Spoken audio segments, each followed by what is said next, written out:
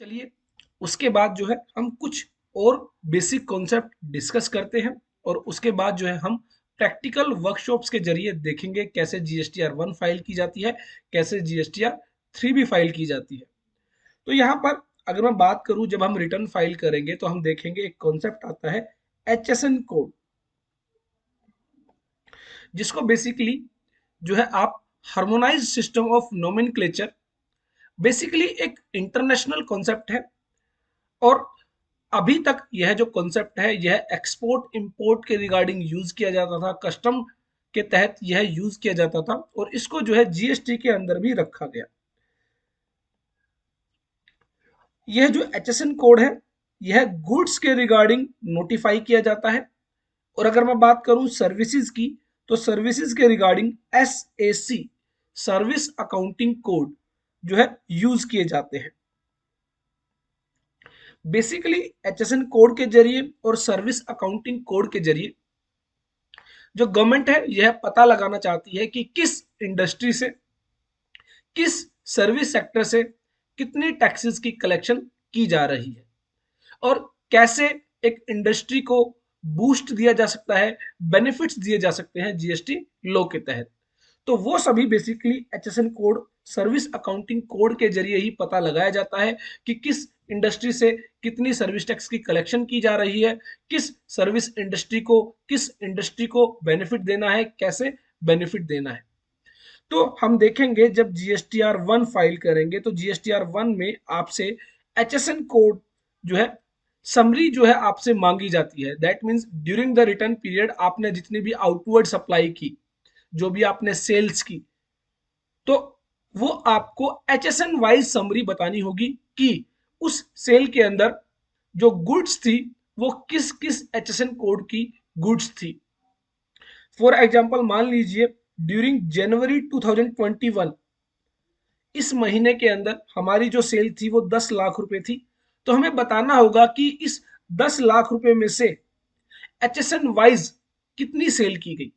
मान लीजिए कोई HSN है 1234, कोई HSN है 1238, कोई HSN है 1240। तो इस HSN की सेल हुई है 2 लाख रुपीज, इस HSN गुड्स की सेल हुई है 1 लाख रुपीज और इस HSN गुड्स की सेल हुई है मान लीजिए 7 लाख रुपीज। तो इस तरह आपको जो है 10 लाख रुपीज जो सेल्स हुई हैं उनको समराइज करना होगा HSN wise. In case of service sector service accounting code use किए जाते हैं। हालांकि हम देखेंगे GSTR 1 के अंदर बेसिकली आपसे HSN वाइज समरी मांगी जाती है। उसके बाद एक कॉन्सेप्ट आता है रिवर्स चार्ज मैकेनिज्म का, जो कि आपके लिए समझना बहुत ही ज्यादा जरूरी है। और अगर मैं कहूं कि बहुत लोग इसमें कंफ्यूज रहते हैं और बहुत ही सिंपल कॉन्सेप्ट है अगर आप समझते हैं तो अभी तक हम एग्जांपल लेकर चल रहे थे मिस्टर एक्स का, मिस्टर एक्स जो कि GST लॉ में रजिस्टर्ड है। तो मिस्टर एक्स जो भी सेल करते हैं, जो भी आउटवर्ड सप्लाई करते हैं, उस पर वो अपने कस्टमर से टैक्स कलेक्ट करते हैं। मान लीजिए मिस्टर जेड से, मिस्टर जेड को सेल की गई है तो मिस्टर जेड से जो है टैक्स कलेक्ट किया जाएगा बाय मिस्टर एक्स। अब मान लीजिए मिस्टर एक्स जो है मिस्टर ए को भी सेल करते हैं तो मिस्टर ए से भी टैक्स कलेक्ट करेंगे। अगर मिस्टर एक्स मिस्टर बी को सेल करते हैं तो वो मिस्टर बी से जो है टैक्स कलेक्ट करेंगे। तो दैट मीन्स मिस्टर एक्स जिस भी व्यक्ति को सेल करेंगे, मिस्टर जेड को, मिस्टर ए को, मिस्टर बी को, मिस्टर सी को, उन सभी से वो टैक्स कलेक्ट करेंगे और गवर्नमेंट को पे करेंगे। तो ऐसे में अगर देखा जाए कि जो टैक्स है वो कस्टमर के द्वारा पे किया जाना है, बायर के द्वारा पे किया जाना है, तो गवर्नमेंट मिस्टर एक्स से टैक्स कलेक्ट क्यों करती है? गवर्नमेंट जो है डायरेक्टली मिस्टर जेड से, मिस्टर ए से, मिस्टर बी से टैक्स कलेक्ट क्यों नहीं करती है? तो इसके लिए बेसिकली आपको समझना होगा कि अगर मान लीजिए मिस्टर एक्स जो है वो 1000 आदमियों को सेल करते हैं, 1 लाख व्यक्तियों को सेल करते हैं, तो ऐसे में 1 लाख व्यक्तियों से टैक्स कलेक्ट करना गवर्नमेंट के लिए बेहद मुश्किल होगा। उन सभी व्यक्तियों को जीएसटी लॉ में रजिस्टर्ड करना बेहद मुश्किल होगा और उनसे टैक्स कलेक्ट करना बेहद मुश्किल होगा। तो इसलिए गवर्नमेंट ने कहा कि हम मिस्टर एक्स को ही जीएसटी लॉ में रजिस्टर्ड कर देते हैं और मिस्टर एक्स गवर्नमेंट के बिहाफ पर उन सभी व्यक्तियों से टैक्स कलेक्ट करेंगे और गवर्नमेंट को पे करेंगे। ने बेसिकली ऐसा इसलिए किया कि 1000 व्यक्तियों को पकड़ना, 1000 व्यक्तियों को रजिस्टर करना, 1000 व्यक्तियों से कलेक्शन करना बेहद मुश्किल है। तो उसकी जगह हम एक व्यक्ति को ही रजिस्टर कर देते हैं और वो व्यक्ति जिन जिन व्यक्तियों को सप्लाई करेगा, सेल करेगा, वही व्यक्ति उनसे टैक्स कलेक्ट करेगा और गवर्नमेंट को पे करेगा। इसको बोला जाता है forward charge. Forward charge that means जो सेलर है वो बायर से टैक्स रिकवर करेगा और गवर्नमेंट को पे करेगा। लेकिन अब गवर्नमेंट ने देखा कुछ केसेस में यह जो सेलर है यही अनऑर्गेनाइज्ड है, इसको पकड़ना बेहद मुश्किल है।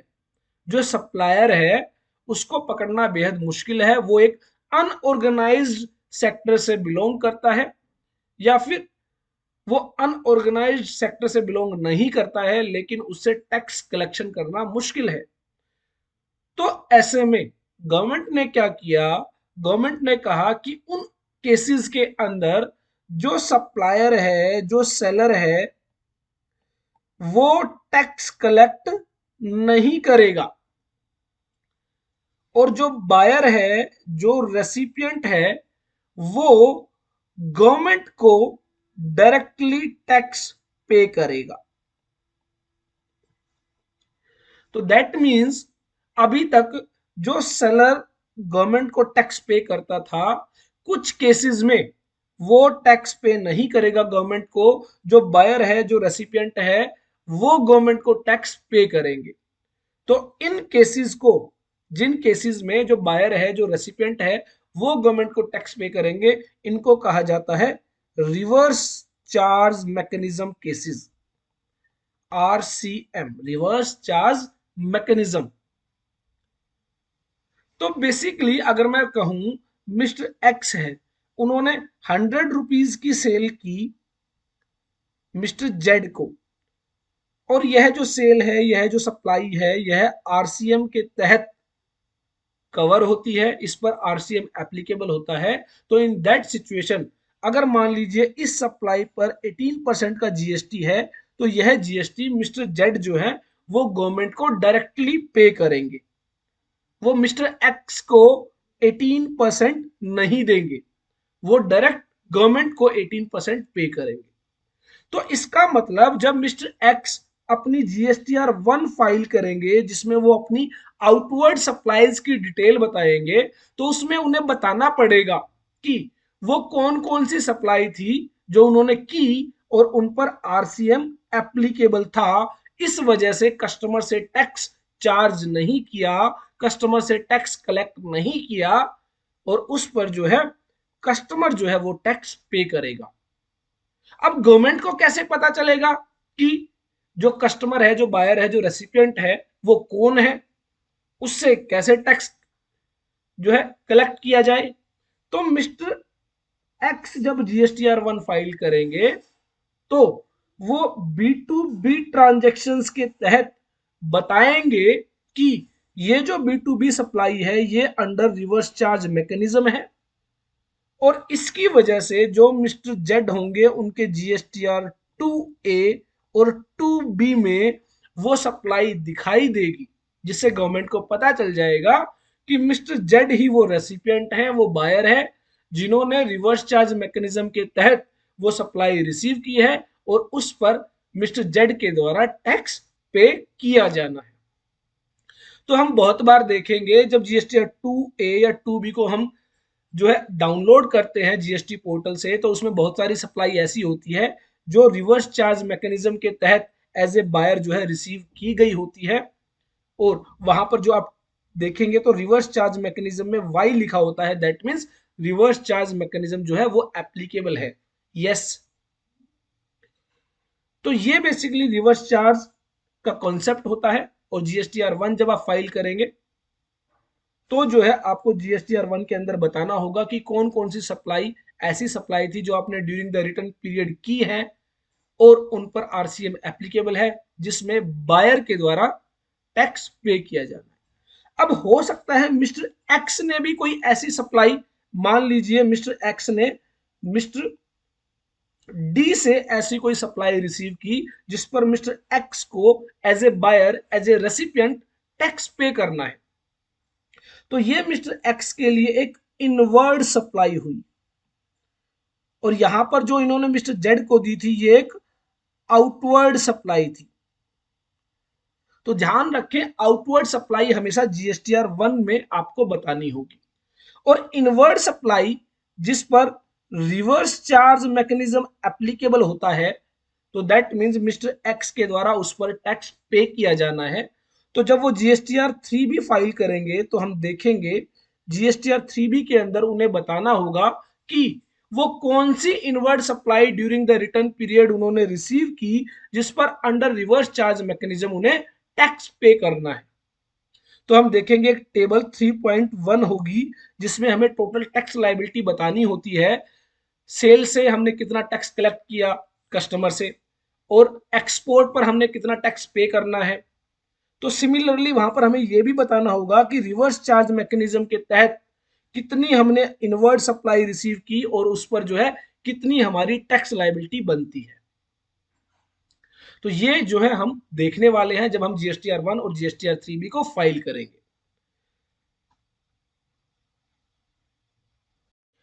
चलिए उसके बाद हम जो थोड़ा सा जीएसटी रिटर्न स्ट्रक्चर यहाँ पर समझ लेते हैं ताकि हमें जीएसटी रिटर्न्स को समझने में और ज़्यादा आसानी हो। तो यहाँ पर हम जीएसटी रिटर्न स्ट्रक्चर समझते हैं बेसिकली उन लोगों के लिए जो रेगुलर टैक्स पेयर है, जो as a regular person GST law के तहत रजिस्टर्ड है। तो हमने देखा कि जो मिस्टर एक्स है वो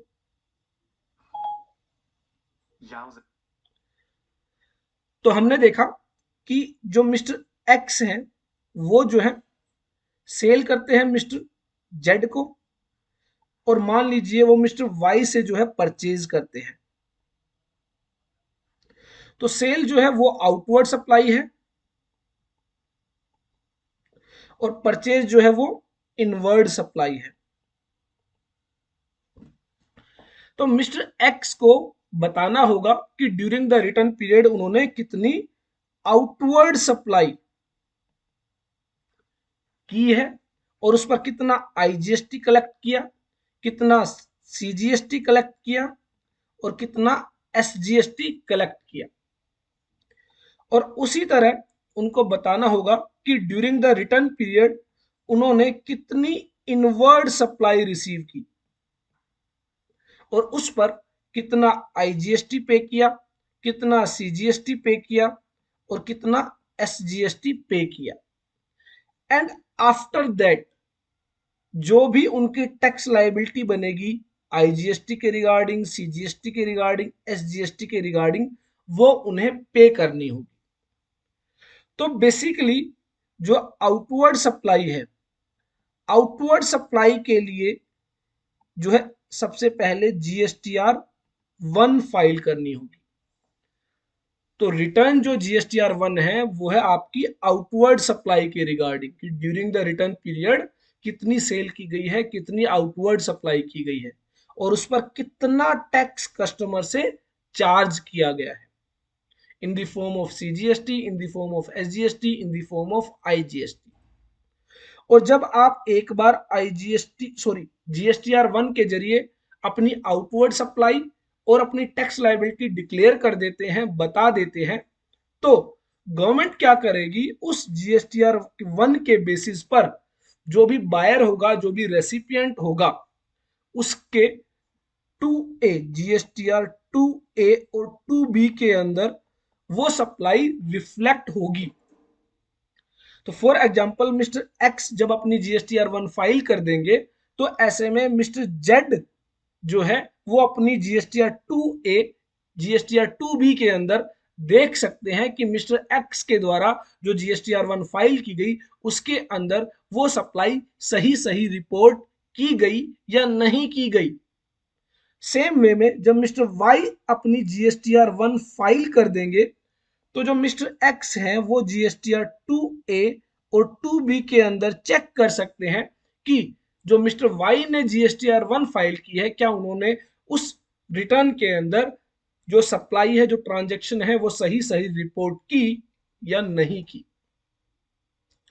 चलिए उसके बाद बात आती है आईटीसी की, इनपुट टैक्स क्रेडिट की, जो इनवर्ड सप्लाई के रिगार्डिंग जिसका हम बेनिफिट लेते हैं। कितना हमने आईजीएसटी, कितना हमने सीजीएसटी, कितना हमने एसजीएसटी पे किया है ऑलरेडी रिगार्डिंग इनवर्ड सप्लाई के। तो अब गवर्नमेंट क्या करेगी, गवर्नमेंट देखेगी कि आप तो अपनी मर्जी से कितना भी आईटीसी क्लेम कर सकते हैं, हमें कैसे पता चले कि आपने सही सही आईटीसी क्लेम किया या नहीं किया। तो गवर्नमेंट इसके लिए क्या करेगी, गवर्नमेंट इसके लिए जीएसटीआर 2A और 2B से आपका जो आईटीसी है वो चेक करेगी। आप जितना आईटीसी क्लेम कर रहे हैं क्या वो आपका जीएसटीआर 2A और 2B से मैच होता है या नहीं होता। अगर मैच हो जाता है तो कोई दिक्कत ही नहीं है, लेकिन अगर आपने आईटीसी ज्यादा क्लेम किया है, मान लीजिए आपने टोटल आईटीसी क्लेम किया 10,000 रुपीज का और आपकी जीएसटीआर 2A और 2B के अंदर वो जो क्रेडिट है वो आ रहा था 8,000 रुपीज, तो ऐसे में गवर्नमेंट आपको वार्न करेगी कि आपके 2A और 2B के अंदर जो क्रेडिट है वो आपके क्लेम्ड क्रेडिट से कम है, ज्यादा है। गवर्नमेंट ने कहा कि जितना आपके 2A और 2B में आ रहा है और जितना आप क्लेम कर रहे हैं, अगर उसमें 5% से ज्यादा का डिफरेंस है तो वो जब आप रिटर्न फाइल करेंगे तो वहां पर एक रेड फ्लैग जो आपकी टेबल है वो रेड हो जाती है। दैट मीन्स आप जो है आपके क्लेम में और 2A और 2B के अंदर जो आईटीसी है उसके अंदर 5% से ज्यादा का वेरिएंस है, डिफरेंस है।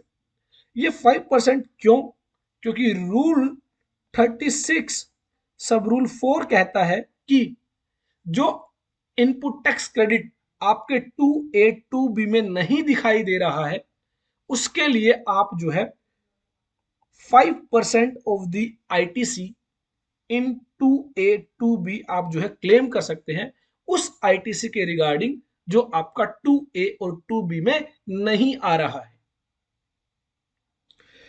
तो अब गवर्नमेंट क्या करेगी, जब आप इनवर्ड सप्लाईज के regarding input tax credit claim करने जाएंगे तो गवर्नमेंट क्या करेगी, 2A और 2B के बेसिस पर आपको बताएगी कि इतना क्रेडिट आपका बनता है। अगर आप उससे ज्यादा क्लेम करना चाहते हैं तो क्लेम कर सकते हैं। आप वहां पर जो अमाउंट आ रही है, जो फिगर्स आ रही होंगी उनको चेंज करेंगे और अपना जो क्लेम है उसको एंटर करेंगे। अगर उस क्लेम में और गवर्नमेंट ने जो इंफॉर्मेशन फिल की थी जीएसटीआर 2A और 2B के बेसिस पर उसमें 5% से ज्यादा का डिफरेंस है तो आप देखेंगे आपकी जो टेबल होगी वो रेड मार्क हो जाएगी।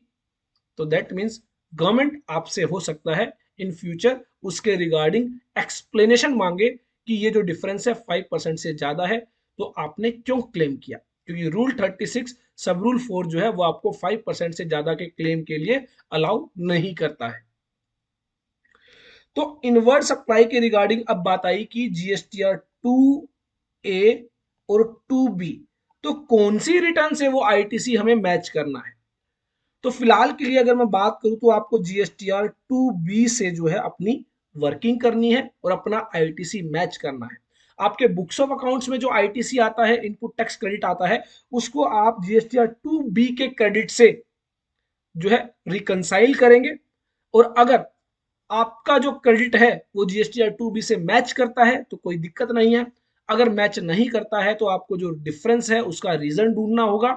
अगर आप ज्यादा क्लेम करते हैं तो मैंने आपको बताया कि वहां पर एक वार्निंग आपको दिखाई देगी, रेड फ्लैग, रेड टेबल आपको दिखाई देगी, जिससे इन फ्यूचर आपसे एक्सप्लेनेशन मांगी जा सकती है और इन फ्यूचर हो सकता है आपके ऊपर इंटरेस्ट की भी लायबिलिटी आ सकती है।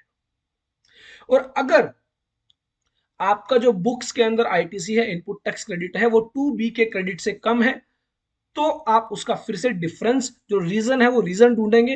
हो सकता है कि जीएसटीआर 2B के अंदर कुछ सप्लाईज ऐसी आई हुई हो जो आपकी बुक्स ऑफ अकाउंट्स के अंदर रिकॉर्डेड ना हो, तो ऐसे में उन्हें आपको देखना है कि वो 2B के अंदर सही है या नहीं। अगर वो सही नहीं है तो आप उन्हें रिजेक्ट करें, उन्हें इग्नोर करें, और अगर वो सही है तो ऐसे में आप उनको अपनी बुक्स ऑफ अकाउंट्स के अंदर रिकॉर्ड करें। तो जीएसटीआर 1 के बेसिस पर अब मैंने आपको बताया जीएसटीआर 2A और 2B जनरेट की जाती हैं, और 2A 2B के बेसिस पर हम देखेंगे जीएसटीआर 3B के अंदर आपका जो इनपुट टैक्स क्रेडिट है वो ऑटो फिल रहता है।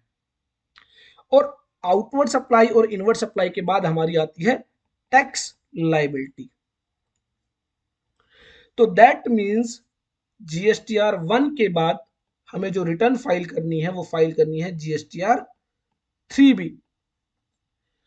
और जीएसटीआर 3B एक समरी रिटर्न है, एक समरी रिटर्न है जिसके अंदर हमें समराइज्ड मैनर के अंदर बताना होता है कितनी हमारी आउटवर्ड सप्लाई है, कितना हमारा इनवर्ड सप्लाई के रिगार्डिंग इनपुट टैक्स क्रेडिट है, और कितनी हमारी टैक्स लायबिलिटी है। जीएसटीआर 1 एक डिटेल्ड रिटर्न है रिगार्डिंग आउटवर्ड सप्लाई, और इनवर्ड सप्लाई के रिगार्डिंग आपकी जीएसटीआर 2A और 2B जनरेट कर दी जाती है from GSTR 1 filed by the supplier, और उसके बाद आपको अपनी जीएसटीआर 3B फाइल करनी होती है। तो अगर हम देखें फेज मैनर के अंदर, तो सबसे पहले आपकी जीएसटीआर 1 फाइल होगी, जीएसटीआर 1 के बेसिस पर आपकी जीएसटीआर 2A और 2B जनरेट की जाएगी, और उसके बाद आप जो है अपनी जीएसटीआर 3B फाइल करेंगे। तो हम देखेंगे कि जो आपकी जीएसटीआर 3B होगी, जीएसटीआर 3B, उसके अंदर जो आपकी आउटवर्ड सप्लाई के रिगार्डिंग डिटेल होगी वो ऑटोफिल होगी थ्रू जीएसटीआर 1। जो आपने जीएसटीआर 1 फाइल की होगी उसके बेसिस पर आपकी जीएसटीआर 3B के अंदर आउटवर्ड सप्लाई और टैक्स लायबिलिटी आपको दिखाई देगी। और उसके बाद जो इनपुट टैक्स क्रेडिट होगा वो जीएसटीआर 2B के बेसिस पर आपको जो है जीएसटीआर 3B के अंदर दिखाई देगा। और इन दोनों को जब आप एडजस्ट कर लेते हैं तो उसके बाद आपकी जो है टैक्स लायबिलिटी आपको पे करनी होगी। हो सकता है आपका इनपुट टैक्स क्रेडिट आपकी आउटवर्ड सप्लाई से ज्यादा हो, तो इन दैट सिचुएशन वो जो इनपुट टैक्स क्रेडिट होगा वो नेक्स्ट रिटर्न पीरियड के लिए कैरी फॉरवर्ड कर दिया जाएगा, जिसको आप इलेक्ट्रॉनिक क्रेडिट लेजर के अंदर भी देख सकते हैं। 1 जनवरी से पहले क्या रिटर्न फाइलिंग का सिस्टम था वो हमें समझना होगा, और 1 जनवरी 2021 के बाद क्या जीएसटी रिटर्न फाइलिंग का सिस्टम वो हमें समझना होगा। तो सबसे पहले हम बात करते हैं बिफोर 1 जनवरी 2021। 1 जनवरी 2021 से पहले आप कैसे रिटर्न फाइल करते थे। मैं बात करूं जीएसटीआर 1 की, जीएसटीआर 3B की, क्योंकि जीएसटीआर 2A और 2B एक इंफॉर्मेटिव रिटर्न है, वो आपको फाइल नहीं करनी होती। वो जीएसटीआर 1 के बेसिस पर पोर्टल के द्वारा, सिस्टम के द्वारा जनरेट की जाती है, उसके अंदर कोई भी फाइलिंग आपको नहीं करनी होती। तो जीएसटीआर 1 की अगर हम बात करें तो ऐसे में टर्नओवर अगर 1.5 करोड़ से ज्यादा है तो ऐसे में आपको जीएसटीआर 1 जो है मंथली बेसिस पर फाइल करनी होती थी, और ड्यू डेट होती थी 11th of next month. That means नवंबर के लिए जो जीएसटीआर 1 है वो आपको 11 दिसंबर तक फाइल करनी होती थी। दिसंबर के लिए जो जीएसटीआर 1 है वो आपको 11 जनवरी तक फाइल करनी होती थी। और जो आपकी जीएसटीआर 3B थी वो आपको जो है मंथली बेसिस पर फाइल करनी होती थी। तो दैट मींस जिनकी भी टर्नओवर 1.5 करोड़ से ज्यादा थी उनके लिए जीएसटीआर 1 भी मंथली फाइल करनी होती थी, और जीएसटीआर 3B भी मंथली फाइल करनी होती थी। और जो ड्यू डेट होती थी 3B फाइलिंग के लिए वो स्टैगर्ड मैनर में 20th 22 और 24 तीन ड्यू डेट्स रखी गई थी अलग अलग कैटेगरीज के लिए। बेसिकली कैटेगरीज बनाई गई थी और उसके अकॉर्डिंग जो है वो ड्यू डेट आपके लिए दी जाती थी।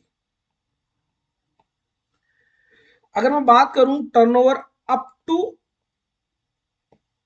1.5 सीआर, तो ऐसे में जीएसटीआर 1 जो होती थी वो क्वार्टरली रिटर्न होती थी, क्वार्टरली बेसिस पर फाइल करनी होती थी। हालांकि जिनकी टर्नओवर 1.5 करोड़ रुपीस तक थी उनके पास मंथली रिटर्न फाइल करने का भी ऑप्शन था। वो अगर मंथली रिटर्न चूज कर लेते हैं तो ऐसे में वो मंथली रिटर्न फाइल कर सकते थे। जीएसटीआर 3 भी उनके केसेस में भी जो है मंथली होती थी। जीएसटीआर 3 भी टर्नओवर 1.5 करोड़ से ज्यादा है, 1.5 करोड़ से कम है, दोनों ही सिचुएशन में मंथली बेसिस पर फाइल करनी होती थी। जीएसटीआर 1 जो है जिनकी भी टर्नओवर 1.5 करोड़ से ज्यादा है उनके लिए यह जो है मंथली होती थी, और जिनकी भी टर्नओवर 1.5 करोड़ रुपीस तक है उनके लिए यह क्वार्टरली होती थी। लेकिन अगर कोई चाहे मंथली रिटर्न फाइल करना तो वो मंथली भी फाइल कर सकता था, उसके लिए जो है उसको मंथली रिटर्न फाइलिंग का ऑप्शन चूज करना होता था।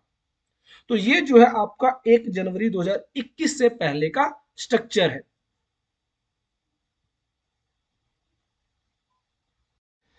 उसके बाद अगर मैं बात करूं 1 जनवरी के बाद, आफ्टर 1 जनवरी 2021 जो जीएसटी स्ट्रक्चर है वो चेंज हो चुका है। अब जो है आपको जीएसटीआर 1 फाइल करनी है। अगर टर्नओवर जो है आपकी 5 करोड़ रुपीस से ज्यादा है तो आपको जीएसटीआर 1 मंथली बेसिस पर फाइल करनी होगी, और 11th ऑफ द जो नेक्स्ट मंथ है वो आपकी ड्यू डेट होगी। और अगर आपकी टर्नओवर 5 करोड़ रुपीस से ज्यादा है तो आपको जीएसटीआर 3 भी जो है मंथली फाइल करनी होगी, और जो ड्यू डेट होगी वो होगी 20th ऑफ नेक्स्ट मंथ। एक बात का आपको ध्यान रखना है, 1 जनवरी के बाद जो जीएसटीआर 3 भी मंथली बेसिस पर फाइल करने वाले हैं उनके लिए 20th ऑफ नेक्स्ट मंथ ही ड्यू डेट होगी। पहले जो 20, 22 और 24 तारीख होती थी अब वो खत्म कर दी गई है। जो 20th ऑफ नेक्स्ट मंथ है वही आपकी जो है जीएसटी रिटर्न फाइलिंग की ड्यू डेट होगी। अगर turnover up to rupees turnover up to rupees 5 crore rupees है तो ऐसे में आप जो है जीएसटीआर 1 क्वार्टरली बेसिस पर फाइल कर सकते हैं, और अगर आप चाहते हैं मंथली बेसिस पर फाइल करना तो मंथली बेसिस पर भी फाइल कर सकते हैं। आपको दोनों ऑप्शन दिए गए हैं, आप कोई भी एक ऑप्शन सेलेक्ट कर सकते हैं, आइदर क्वार्टरली और मंथली। अगर आप मंथली सेलेक्ट करते हैं तो ऐसे में जो ड्यू डेट होगी वो होगी 11th of next month.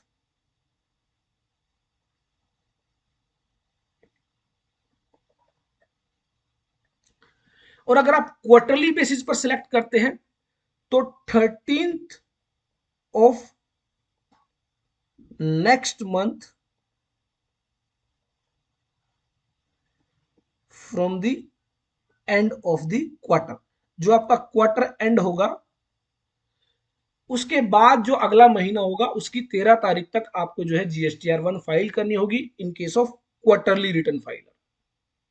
Same way में जो 3B है, 3B के अंदर भी आप जो है क्वार्टरली बेसिस पर और मंथली बेसिस पर रिटर्न फाइल कर सकते हैं। अगर आप मंथली रिटर्न्स को चूज करते हैं तो ऐसे में 20th ऑफ नेक्स्ट मंथ जो है आपकी रिटर्न फाइलिंग की ड्यू डेट होगी, और अगर आप क्वार्टरली रिटर्न चूज करते हैं तो ऐसे में 22 और 24 दो कैटेगरीज यहां पर बनाई गई of the next month from the end of the quarter.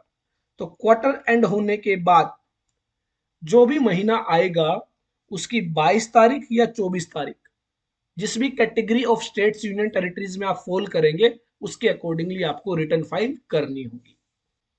और इस सिस्टम को अगर मैं कहूं, इस सिस्टम को QRMP का नाम दिया गया है।